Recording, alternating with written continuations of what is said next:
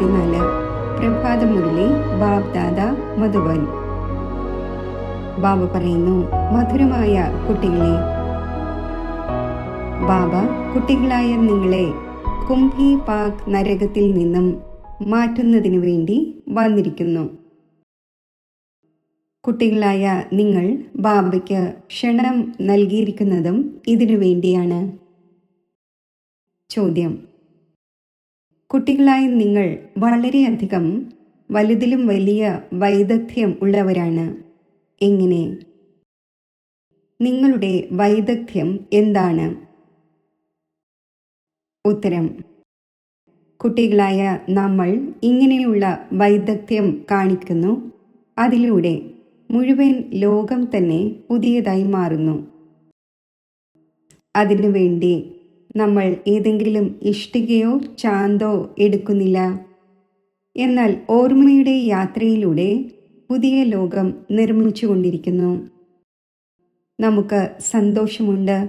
നമ്മൾ പുതിയ ലോകത്തിൻ്റെ നിർമ്മാണം ചെയ്തുകൊണ്ടിരിക്കുന്നു. നമ്മൾ തന്നെയാണ് വീണ്ടും ഇങ്ങനെയുള്ള സ്വർഗത്തിൻ്റെ അധികാരി ആകുന്നത്. ഓം ശാന്തി. മധുരമായ ആത്മീയ കുട്ടികൾക്ക് ആത്മീയ പിതാവ് മനസ്സിലാക്കിച്ചു തരുന്നു. നിങ്ങൾ തങ്ങളുടെ ഗ്രാമത്തിൽ നിന്നും പുറപ്പെടുമ്പോൾ ബുദ്ധിയിൽ ഇതുണ്ട്: നമ്മൾ ശിവ് ബാബയുടെ പാഠശാലയിലേക്ക് പോവുകയാണ്. സാധു സന്യാസിമാരെ ദർശിക്കുവാനോ ശാസ്ത്രങ്ങളും മറ്റും കേൾക്കുവാനോ പോകുന്നു എന്നല്ല. നിങ്ങൾ അറിയുന്നുണ്ട്, നമ്മൾ ശിവ് ബാബയുടെ അടുക്കൽ പോകുന്നു. ലോകത്തിലുള്ള മനുഷ്യർ വിചാരിക്കുന്നു ശിവൻ മുകളിൽ വസിക്കുന്നു എന്ന്. അവർ ഓർമ്മിക്കുമ്പോൾ കണ്ണുകൾ തുറന്നിരിക്കുന്നില്ല. അവർ കണ്ണുകൾ അടച്ച് ധ്യാനത്തിൽ ഇരിക്കുന്നു. ശിവലിംഗം കണ്ടിട്ടുണ്ട്. ശിവന്റെ ക്ഷേത്രത്തിൽ പോയാലും ശിവനെ ഓർമ്മിക്കുമ്പോൾ മുകളിലേക്ക് നോക്കും, അഥവാ ക്ഷേത്രം ഓർമ്മ വരും. ചിലർ പിന്നെ കണ്ണുകൾ അടച്ച് ഇരിക്കുന്നു. ദൃഷ്ടി ഏതെങ്കിലും നാമരൂപത്തിൽ പോവുകയാണെങ്കിൽ നമ്മുടെ സാധന മുറിഞ്ഞു പോകും എന്ന് മനസ്സിലാക്കുന്നു. ഇപ്പോൾ കുട്ടികളായി നിങ്ങൾ അറിയുന്നുണ്ട്, നമ്മൾ ശിവ് ബാബയെ ഓർമ്മിക്കുമായിരുന്നു. ചിലർ ശ്രീകൃഷ്ണനെ ഓർമ്മിക്കുന്നു, ചിലർ രാമനെ ഓർമ്മിക്കുന്നു, ചിലർ തൻ്റെ ഗുരുവിനെ ഓർമ്മിക്കുന്നു. ഗുരുവിൻ്റെയും ചെറിയ ലോക്കറ്റ് ഉണ്ടാക്കി ധരിക്കുന്നു. ഗീതയുടെയും ഇത്രയും ചെറിയ ലോക്കറ്റ് ഉണ്ടാക്കി ധരിക്കുന്നു. ഭക്തിമാർഗത്തിലെല്ലാം ഇങ്ങനെ തന്നെയാണ്. വീട്ടിലിരിക്കുമ്പോഴും ഓർമ്മിക്കുന്നു. ഓർമ്മയിൽ യാത്ര ചെയ്യാനും പോകുന്നു. ചിത്രമാണെങ്കിൽ വീട്ടിൽ വെച്ചുകൊണ്ട് പൂജിക്കാൻ സാധിക്കും. എന്നാൽ ഭക്തിയിൽ ഈ ഒരു രീതിയും ഉണ്ടായിരിക്കുകയാണ്. ജന്മജന്മാന്തരങ്ങളായി യാത്രകൾക്കായി പോകുന്നു. 4 ധാമത്തിൻ്റെ യാത്ര ചെയ്യുന്നു. 4 ധാമം എന്ന് എന്തുകൊണ്ട് പറയുന്നു? West, east, north, south. 4ൻ്റെയും ചക്രം കറങ്ങുന്നു. ഭക്തിമാർഗം എപ്പോഴാണോ ആരംഭിക്കുന്നത് അപ്പോൾ ആദ്യം 1ൻ്റെ ഭക്തി ചെയ്യുന്നു. അതിനെ പറയുന്നത് അവ്യഭിചാരി ഭക്തി എന്നാണ്. സദോ പ്രധാനമായിരുന്നു. ഇപ്പോൾ ഈ സമയത്ത് തമോ പ്രധാനമാണ്. ഭക്തിയും വ്യഭിചാരിയാണ്. അനേകരെ ഓർമ്മിച്ചു കൊണ്ടിരിക്കുന്നു. തമോ പ്രധാനമായ 5 തത്വങ്ങളാൽ ഉണ്ടാക്കപ്പെട്ട ശരീരത്തെയും പൂജിക്കുന്നു. അപ്പോൾ തമോ പ്രധാന ഭൂതങ്ങളുടെ പൂജ ചെയ്യുന്നത് പോലെയാണ്. എന്നാൽ ഈ കാര്യങ്ങൾ ആരും മനസ്സിലാക്കുന്നില്ല. ഇവിടെ ഇരിക്കുകയാണ് എങ്കിലും ബുദ്ധിയോഗം എവിടെ അലഞ്ഞുകൊണ്ടിരിക്കുന്നു. ഇവിടെയാണെങ്കിൽ കുട്ടികളായി നിങ്ങൾക്ക് കണ്ണുകൾ അടച്ചല്ല ശിവ് ബാബയെ ഓർമ്മിക്കേണ്ടത്. ബാബ വളരെ ദൂരദേശത്ത് വസിക്കുന്നവനാണ് എന്നറിയുന്നുണ്ട്. ആ ഒന്ന് വന്ന് കുട്ടികൾക്ക് ശ്രീമത്ത് നൽകുന്നു. ശ്രീമത്ത് അനുസരിച്ച് നടക്കുന്നതിലൂടെ തന്നെയാണ് ശ്രേഷ്ഠ ദേവതയാകുന്നത്. ദേവതമാരുടെ മുഴുവൻ രാജധാനിയും സ്ഥാപിതമായി കൊണ്ടിരിക്കുന്നു. നിങ്ങൾ ഇവിടെ ഇരിക്കുകയാണ്. തൻ്റെ ദേവീ ദേവന്മാരുടെ രാജ്യം സ്ഥാപിക്കുന്നു. അത് എങ്ങനെ സ്ഥാപിതമാകുന്നു എന്നത് മുൻപ് നിങ്ങൾക്ക് അറിയാമായിരുന്നില്ല. ഇപ്പോൾ അറിയുന്നുണ്ട്. ബാബ നമ്മുടെ പിതാവുമാണ്. ടീച്ചറായി പഠിപ്പിക്കുന്നു. പിന്നെ കൂടെ കൊണ്ടുപോവുകയും ചെയ്യും. സദ്ഗതി ഉണ്ടാക്കും. ഗുരുക്കന്മാർ ആരുടെയും സദ്ഗതി ഉണ്ടാക്കുന്നില്ല. ഇവിടെ നിങ്ങൾക്ക് മനസ്സിലാക്കിച്ചു തരുന്നു, ഇത് ഒരേ ഒരു പിതാവും ടീച്ചറും സദ്ഗുരുവുമാണ്. പിതാവിൽ നിന്നും സമ്പത്ത് ലഭിക്കുന്നു. സദ്ഗുരു പഴയ ലോകത്തിൽ നിന്നും പുതിയ ലോകത്തിലേക്ക് കൊണ്ടുപോകും. ഈ എല്ലാ കാര്യങ്ങളും വൃദ്ധരായ മാതാക്കൾക്ക് മനസ്സിലാക്കാൻ സാധിക്കില്ല. അവർക്ക് വേണ്ടിയുള്ള മുഖ്യ കാര്യം ഇതാണ്: സ്വയം ആത്മാവാണ് എന്ന് മനസ്സിലാക്കി ശിവ് ബാബയെ ഓർമ്മിക്കണം. നമ്മൾ ശിവ് ബാബയുടെ കുട്ടികളാണ്. നമുക്ക് ബാബ സ്വർഗത്തിൻ്റെ സമ്പത്ത് നൽകും. വൃദ്ധരായ മാതാക്കൾക്ക് ഇങ്ങനെ ലളിതമായ ഭാഷയിലിരുന്ന് മനസ്സിലാക്കിച്ചു കൊടുക്കണം. ബാബയിൽ നിന്നും സമ്പത്ത് നേടുക എന്നത് ഓരോ ആത്മാവിൻ്റെയും അവകാശമാണ്. മൃത്യു മുന്നിൽ നിൽക്കുകയാണ്. പഴയ ലോകം തന്നെ വീണ്ടും തീർച്ചയായും പുതിയതാകേണ്ടതുണ്ട്. പുതിയതിന് തന്നെ പഴയതും. വീട് നിർമ്മിതമാകുന്നതിന് എത്ര കുറച്ച് മാസങ്ങളാണ് എടുക്കുന്നത്. പിന്നെ പഴയതാകുന്നതിന് 100 വർഷം എടുക്കുന്നു. ഇപ്പോൾ കുട്ടികളായ നിങ്ങൾ അറിയുന്നുണ്ട്, ഈ പഴയ ലോകം ഇപ്പോൾ ഇല്ലാതാകേണ്ടതുണ്ട്. ഇപ്പോൾ ഉണ്ടാകുന്ന ഈ യുദ്ധം വീണ്ടും 5000 വർഷത്തിനു ശേഷം ഉണ്ടാകും. ഈ എല്ലാ കാര്യങ്ങളും വൃദ്ധർക്ക് മനസ്സിലാക്കാൻ സാധിക്കില്ല. പിന്നെ അവരെ മനസ്സിലാക്കിക്കുക എന്നത് ബ്രാഹ്മണിമാരുടെ ജോലിയാണ്. അവർക്ക് വേണ്ടി ഒരു വാക്ക് തന്നെ ധാരാളമാണ്. സ്വയം ആത്മാവാണ് എന്ന് മനസ്സിലാക്കി ബാബയെ ഓർമ്മിക്കൂ. നിങ്ങൾ ആത്മാക്കൾ പരംധാമത്തിൽ വസിക്കുന്നവരാണ്. പിന്നെ ഇവിടെ ശരീരം സ്വീകരിച്ച് പാർട്ടഭിനയിക്കുന്നു. ആത്മാവ് ഇവിടെ ദുഃഖത്തിൻ്റെയും സുഖത്തിൻ്റെയും പാർട്ടഭിനയിക്കുന്നു. മുഖ്യ കാര്യം ബാബ പറയുന്നു, എന്നെ ഓർമ്മിക്കൂ, സുഖധാമത്തെയും ഓർമ്മിക്കൂ. ബാബയെ ഓർമ്മിക്കുന്നതിലൂടെ പാപം ഇല്ലാതാകും. പിന്നെ സ്വർഗത്തിൽ വരികയും ചെയ്യും. ഇപ്പോൾ ആര് എത്ര ഓർമ്മിക്കുമോ അത്രയും പാപം ഇല്ലാതാകും. വൃദ്ധർക്ക് ശീലമായിരിക്കുകയാണ്. സത്സംഗങ്ങളിൽ പോയി കഥ കേൾക്കുന്നു. അവർക്ക് പിന്നെ അടിക്കടി ബാബയുടെ ഓർമ്മ വരുത്തും. സ്കൂളിൽ പഠനമാണ് നടക്കുന്നത്, കഥയല്ല കേൾപ്പിക്കുന്നത്. ഭക്തി മാർഗത്തിലാണെങ്കിൽ നിങ്ങൾ അനേകം കഥകൾ കേട്ടു, എന്നാൽ അതിലൂടെ യാതൊരു നേട്ടവും ഉണ്ടാകുന്നില്ല. മോശമായ ലോകത്തിൽ നിന്നും പുതിയ ലോകത്തിലേക്ക് പോകാൻ സാധിക്കില്ല. മനുഷ്യർ രചയിതാവായ ബാബയെയും അറിയുന്നില്ല, രചനയെയും അറിയുന്നില്ല. ഇതല്ല നേത്തി നേത്തി എന്ന് പറയുന്നു. നിങ്ങളും മുൻപ് അറിഞ്ഞിരുന്നില്ല. ഇപ്പോൾ നിങ്ങൾ ഭക്തിമാർഗത്തെ നല്ല രീതിയിൽ അറിഞ്ഞു കഴിഞ്ഞു. വീട്ടിലും വളരെ പേരുടെ അടുക്കൽ മൂർത്തികളുണ്ട്. അതേ വസ്തു തന്നെയാണ്. ചില പതിമാരും സ്ത്രീയോട് പറയുന്നു, നിങ്ങൾ വീട്ടിൽ മൂർത്തിയെ വെച്ച് ഇരുന്ന് പൂജിക്കൂ. പുറത്ത് തിക്കും തിരക്കും കൊള്ളാനായി എന്തിനു പോകുന്നു? പക്ഷേ അവർക്ക് ഭാവനയുണ്ട്. ഇപ്പോൾ നിങ്ങൾ മനസ്സിലാക്കുന്നുണ്ട്, തീർത്ഥയാത്ര ചെയ്യുക എന്നാൽ ഭക്തിമാർഗത്തിൻ്റെ തിക്കും തിരക്കുമാണ്. അനേകം തവണ നിങ്ങൾ 84ന്റെ ചക്രം കറങ്ങി. സത്യത്രേതായുഗങ്ങളിൽ ഒരു യാത്രയും, അതായത് തീർത്ഥയാത്രയും ഉണ്ടാകുന്നില്ല. അവിടെ ഏതെങ്കിലും ക്ഷേത്രമോ മറ്റോ ഇല്ല. ഈ യാത്രകളും മറ്റുമെല്ലാം ഭക്തിമാർഗത്തിൽ തന്നെയാണുള്ളത്. ജ്ഞാനമാർഗത്തിൽ ഇവയൊന്നുമില്ല. അതിനെ പറയുന്നത് ഭക്തി എന്നാണ്. ജ്ഞാനം നൽകുന്നവൻ ഒന്നല്ലാതെ രണ്ടാമതാരുമില്ല. ജ്ഞാനത്തിലൂടെ തന്നെയാണ് സദ്ഗതി ഉണ്ടാകുന്നത്. സദ്ഗതി ദാതാവ് ഒരേ ഒരു ബാബയാണ്. ശിവ് ബാബയെ ആരും ശ്രീ ശ്രീ എന്ന് പറയുന്നില്ല. ആ ഒന്നിന് ടൈറ്റിലിൻ്റെ ആവശ്യമേ ഇല്ല. ഇത് പുകഴ്ത്തി പറയുന്നതാണ്, വീമ്പ് പറയുന്നതാണ്. ആ ഒന്നിനെ പറയുന്നത് തന്നെ ശിവ് ബാബ എന്നാണ്. നിങ്ങൾ വിളിക്കുന്നു, ശിവ് ബാബ, നമ്മൾ പതീതമായിരിക്കുകയാണ്, നമ്മളെ വന്ന് പാവനമാക്കൂ. ഭക്തിമാർഗത്തിൻ്റെ ചതുപ്പിൽ കഴുത്തോളം കുടുങ്ങിക്കിടക്കുകയാണ്. കുടുങ്ങിയ ശേഷം പിന്നെ നിലവിളിക്കുന്നു. വിഷയവാസനയുടെ ചതുപ്പിൽ പൂർണ്ണമായും കുടുങ്ങിക്കിടക്കുന്നു. പടികൾ താഴെ ഇറങ്ങി ഇറങ്ങി കുടുങ്ങിപ്പോകുന്നു. ആർക്കും അറിയാൻ പോലും കഴിയുന്നില്ല. അതിനാൽ പറയുന്നു, ബാബ നമ്മളെ പുറത്താക്കൂ. ബാബയ്ക്കും ഡ്രാമ അനുസരിച്ച് വരേണ്ടി തന്നെ വരുന്നു. ബാബ പറയുന്നു, ഈ എല്ലാവരെയും ചതുപ്പിൽ നിന്നും പുറത്തെടുക്കുന്നതിനായി ഞാൻ ബന്ധിതനാണ്. ഇതിനെ പറയുന്നത് കുംഭി പാക് നരകം എന്നാണ്. രൗരവ നരകം എന്നും പറയുന്നു. ഇത് ബാബ ഇരുന്ന് മനസ്സിലാക്കിച്ചു തരുന്നു. അവർക്ക് അറിയാൻ കഴിയുന്നില്ല.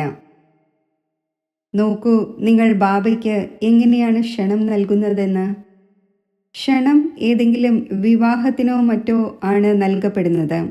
നിങ്ങൾ പറയുന്നു, ഹേ പതീത പാവനായ ബാബ, ഈ പതീത ലോകത്തിൽ രാവണന്റെ പഴയ ലോകത്തിൽ വരൂ. നമ്മൾ കഴുത്തറ്റം വരെയും ഇതിൽ കുടുങ്ങിപ്പോയിരിക്കുകയാണ്. ബാബയ്ക്കല്ലാതെ മറ്റാർക്കും പുറത്തെടുക്കാൻ സാധിക്കില്ല. ദൂരദേശത്ത് വസിക്കുന്നവനായ ശിവ് ബാബ എന്ന് പറയുകയും ചെയ്യുന്നു. ഇത് രാവണന്റെ ദേശമാണ്. എല്ലാവരുടെയും ആത്മാവ് തമോ പ്രധാനമായിരിക്കുന്നു. അതിനാൽ വന്ന് പാവനമാക്കൂ എന്ന് വിളിക്കുകയും ചെയ്യുന്നു. പതീത പാവന സീതാറാം എന്ന് പാടി നിലവിളിക്കുന്നു. അവർ പവിത്രമായിരിക്കുന്നു എന്നല്ല. ഈ ലോകമേ പതീതമാണ്, രാവണ രാജ്യമാണ്. ഇതിൽ നിങ്ങൾ കുടുങ്ങിക്കിടക്കുകയാണ്. പിന്നെ ഈ ക്ഷണം നൽകിയിരിക്കുകയാണ്, ബാബ വന്ന് നമ്മളെ കുംഭി പാക് നരകത്തിൽ നിന്നും പുറത്താക്കൂ. അപ്പോൾ ബാബ വന്നിരിക്കുകയാണ്. നിങ്ങളുടെ എത്ര ഒബീഡിയൻസ് സെർവൻ്റാണ്. ഡ്രാമയിൽ അപാര ദുഃഖം കുട്ടികളായ നിങ്ങൾ കണ്ടു. ടൈം പാസ്സായിക്കൊണ്ടിരിക്കുന്നു. ഒരു സെക്കൻഡ് മറ്റൊന്നുപോലെ ആയിരിക്കില്ല. ഇപ്പോൾ ബാബ നിങ്ങളെ ലക്ഷ്മി നാരായണനെ പോലെ ആക്കുന്നു. പിന്നെ നിങ്ങൾ പകുതി കൽപ്പം രാജ്യം ഭരിക്കും. സ്മൃതിയിൽ കൊണ്ടുവരൂ. ഇപ്പോൾ ടൈം വളരെ കുറച്ചേ ഉള്ളൂ. മൃത്യു ആരംഭിക്കുമ്പോൾ മനുഷ്യർ കുഴങ്ങിപ്പോകും. അല്പസമയത്തിനുള്ളിൽ എന്ത് സംഭവിക്കും? ചിലരാണെങ്കിൽ സ്ഫോടന ശബ്ദം കേട്ടാൽ പോലും ഹാർട്ട് ഫെയിൽ ആയിപ്പോകും. ഇങ്ങനെ മരിക്കും. ആ കാര്യം ചോദിക്കുകയേ വേണ്ട. നോക്കൂ, അനേകം വൃദ്ധ മാതാക്കൾ വന്നിരിക്കുകയാണ്. പാവങ്ങൾ ഒന്നും മനസ്സിലാക്കാൻ സാധിക്കുന്നില്ല. ഇതുപോലെ തീർത്ഥാടനത്തിന് പോകാറുണ്ടല്ലോ. പരസ്പരം കാണുമ്പോൾ നമ്മളും പോവുകയാണ് എന്ന് തയ്യാറാകുന്നു. ഇപ്പോൾ നിങ്ങൾ അറിയുന്നുണ്ട്, ഭക്തിമാർഗത്തിലെ തീർത്ഥയാത്രയുടെ അർത്ഥം തന്നെ താഴെ ഇറങ്ങുക, തമോ പ്രധാനമാവുക എന്നതാണ്. വലുതിലും വലിയ യാത്ര നിങ്ങളുടെ ഈ ഒന്നാണ്. അതിൽ നിങ്ങൾ പതീത ലോകത്തിൽ നിന്നും പാവന ലോകത്തിലേക്ക് പോകുന്നു. അപ്പോൾ ഈ പെൺകുട്ടികൾക്ക് ശിവ് ബാബയുടെ ഓർമ്മ വരുത്തിക്കൊണ്ടിരിക്കൂ. ശിവ് ബാബയുടെ നാമം ഓർമ്മയുണ്ടോ?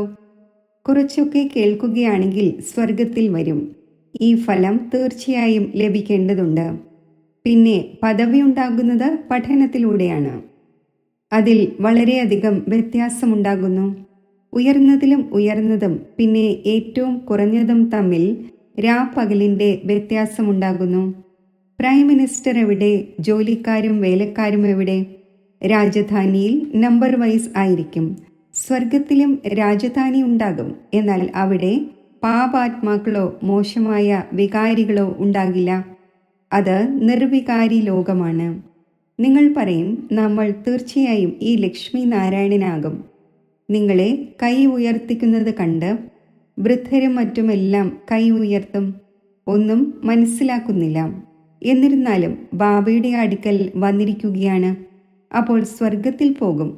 എന്നാൽ എല്ലാവരും ഇങ്ങനെയായി മാറുകയില്ല. പ്രജകളും ഉണ്ടാകും. ബാബ പറയുന്നു, ഞാൻ ഗരീബ് നിവാസാണ്, ദരിദ്രരുടെ നാഥനാണ്. അപ്പോൾ ബാബ ദരിദ്രരെ കണ്ട് സന്തോഷിക്കുന്നു. എത്ര തന്നെ വലുതിലും വലിയ ധനികരും പദമാപതിയും ആണെങ്കിലും അവരെക്കാൾ ഇവർ ഉയർന്ന പദവി നേടും 21 ജന്മത്തേക്ക്. ഇതും നല്ലതാണ്. വൃദ്ധരായവർ വരുമ്പോൾ ബാബയ്ക്ക് സന്തോഷമുണ്ടാകുന്നു. ഏതായാലും ശ്രീകൃഷ്ണപുരിയിലേക്ക് പോകുമല്ലോ. ഇത് രാവണപുരിയാണ്. ആര് നല്ല രീതിയിൽ പഠിക്കുമോ അപ്പോൾ ശ്രീകൃഷ്ണനെയും മടിത്തട്ടിൽ ഊഞ്ഞാലാട്ടും. പ്രജകൾക്ക് ഉള്ളിലേക്ക് വരാൻ സാധിക്കില്ല. അവരാണെങ്കിൽ ഇടയ്ക്ക് ദർശിക്കും. ഇതുപോലെ ജനാലയിലൂടെ ദർശനവും നൽകുന്നു. ദർശനം കാണുന്നതിനു വേണ്ടി ലക്ഷങ്ങൾ വന്ന് ഒത്തുകൂടുന്നു. എന്നാൽ നമ്മൾ അവരെ എന്ത് ദർശിക്കുവാനാണ്? എവർ പാവനം ഒരേ ഒരു ബാബയാണ്. ആ ഒന്ന് വന്ന് നിങ്ങളെ പാവനമാക്കുന്നു. മുഴുവൻ വിശ്വത്തെയും സതോപ്രധാനമാക്കുന്നു. അവിടെ ഈ 5 ഭൂതങ്ങൾ ഉണ്ടായിരിക്കില്ല. 5 തത്വവും സതോപ്രധാനമായി മാറുന്നു. നിങ്ങളുടെ അടിമയായി മാറുന്നു. ഹാനി ഉണ്ടാകുന്ന തരത്തിൽ ചൂട് ഒരിക്കലും ഉണ്ടാകുന്നില്ല. 5 തത്വങ്ങളും നിയമമനുസരിച്ച് പ്രവർത്തിക്കുന്നു. അകാല മൃത്യു ഉണ്ടാകുന്നില്ല. ഇപ്പോൾ നിങ്ങൾ സ്വർഗത്തിലേക്ക് പോകുന്നു. അപ്പോൾ നരകത്തിൽ നിന്നും ബുദ്ധിയോഗം മാറ്റേണ്ടതാണ്. പുതിയ കെട്ടിടം നിർമ്മിക്കുമ്പോൾ പഴയതിൽ നിന്നും ബുദ്ധി മാറിപ്പോകുന്നു. ബുദ്ധി പുതിയതിലേക്ക് പോകുന്നു. ഇത് പിന്നെ പരിധിയില്ലാത്ത കാര്യമാണ്. പുതിയ ലോകത്തിൻ്റെ സ്ഥാപന നടന്നുകൊണ്ടിരിക്കുന്നു. പഴയതിൻ്റെ വിനാശം ഉണ്ടാകേണ്ടതുണ്ട്. നിങ്ങൾ പുതിയ ലോകമായ സ്വർഗം നിർമ്മിക്കുന്നവരാണ്. നിങ്ങൾ വളരെ നല്ല വൈദഗ്ധ്യമുള്ളവരാണ്.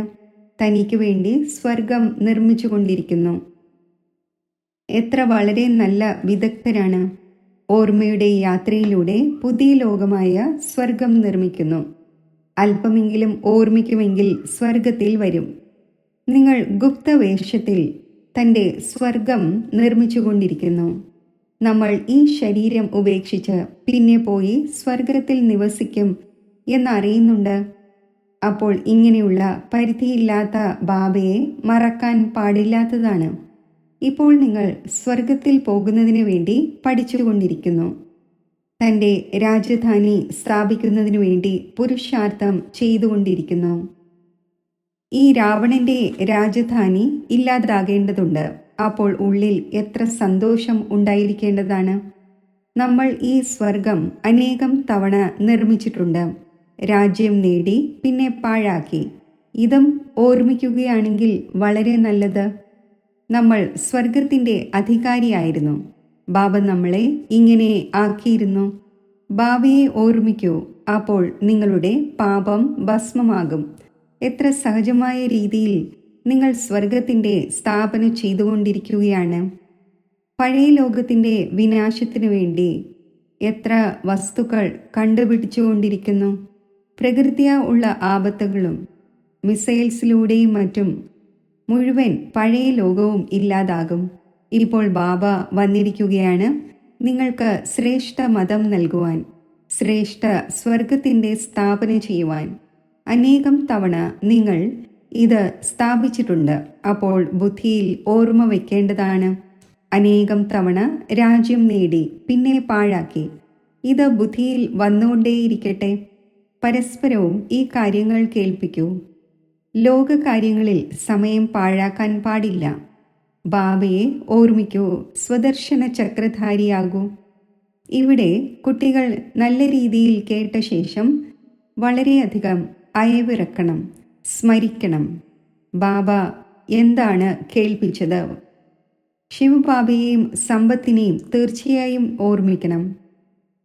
ബാബ ഉള്ളം കയ്യിൽ സ്വർഗം കൊണ്ടുവന്നിരിക്കുന്നു.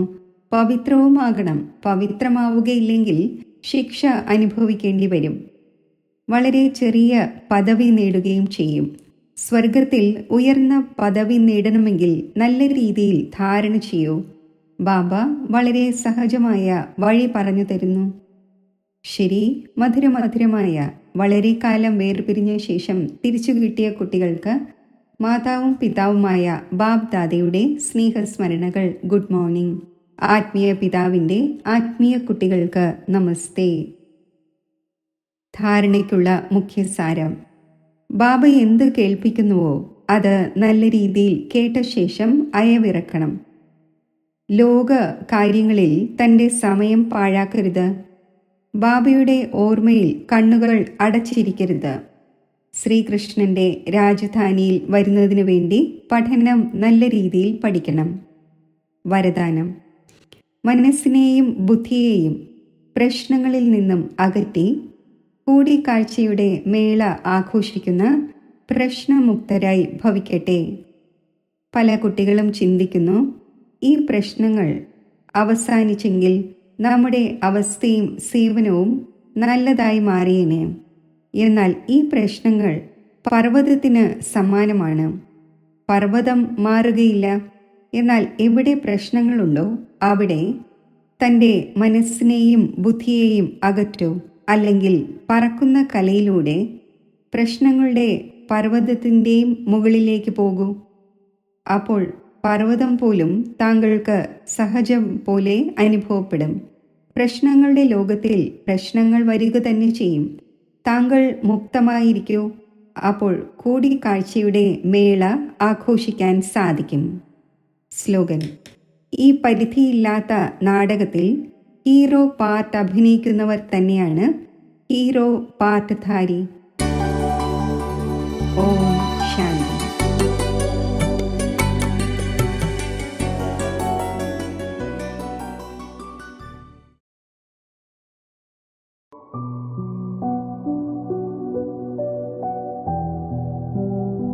ഓം ശാന്തി. ഏകാന്തമായിരുന്ന് അന്തർമുഖ അവസ്ഥയിൽ ആത്മഭാവത്തിൽ ഞാൻ സ്ഥിതി ചെയ്യുന്നു.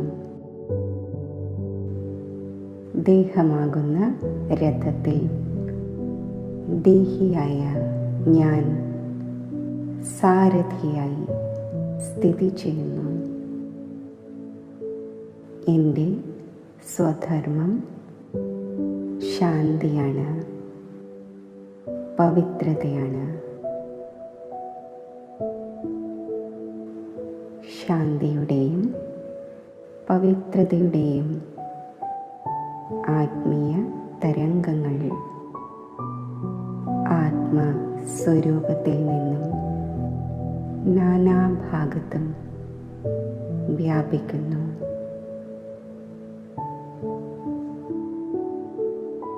ജ്യോതി സ്വരൂപ ആത്മാവായ ഞാൻ ബുദ്ധിബലത്താൽ ദേഹത്തിൻ്റെ ആധാരം വേർപെടുത്തി പരംധാം ആകുന്ന എൻ്റെ ആത്മഗ്രഹത്തിലേക്ക് സഞ്ചരിക്കുന്നു.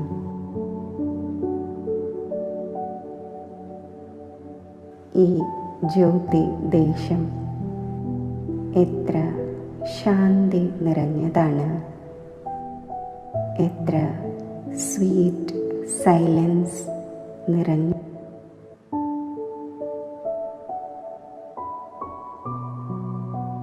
ഈ ദിവ്യലോകത്തിൽ ഞാൻ എൻ്റെ അനാദി സ്വരൂപത്തിൽ സ്ഥിതി ചെയ്യുന്നു.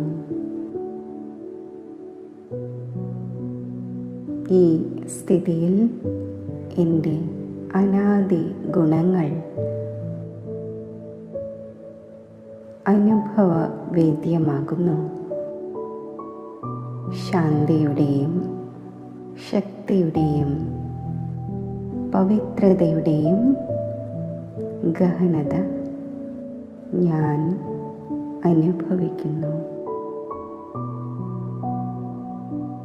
ഈ ജ്യോതി ദേശത്തിലെ പരമജ്യോതിയായ പരമാത്മാവിൻ്റെ ദിവ്യ സ്വരൂപത്തിലേക്ക് ഞാൻ എൻ്റെ മനസ്സും ബുദ്ധിയും ഏകാഗ്രമാക്കുന്നു.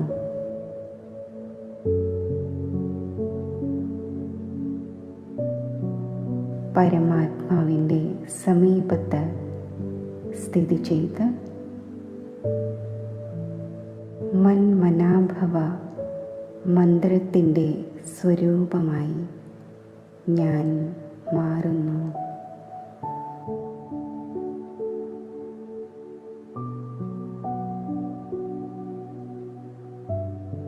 ഈ ശ്രേഷ്ഠ സംഘത്തിൽ മഗ്നമായി ഇരിക്കുമ്പോൾ ആത്മാവിൽ സൈലൻസിൻ്റെ ശക്തി ശേഖരിക്കപ്പെടുന്നു.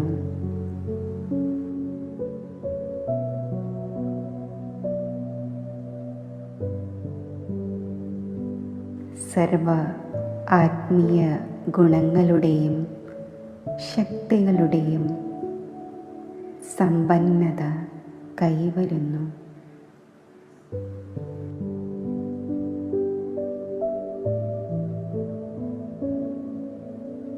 സംഗമയുഗത്തിൽ മാത്രം ലഭിക്കുന്ന ഈ പരമാത്മാ കൂടിക്കാഴ്ചയുടെ ശ്രേഷ്ഠ സൗഭാഗ്യം ഞാൻ ആസ്വദിക്കുന്നു.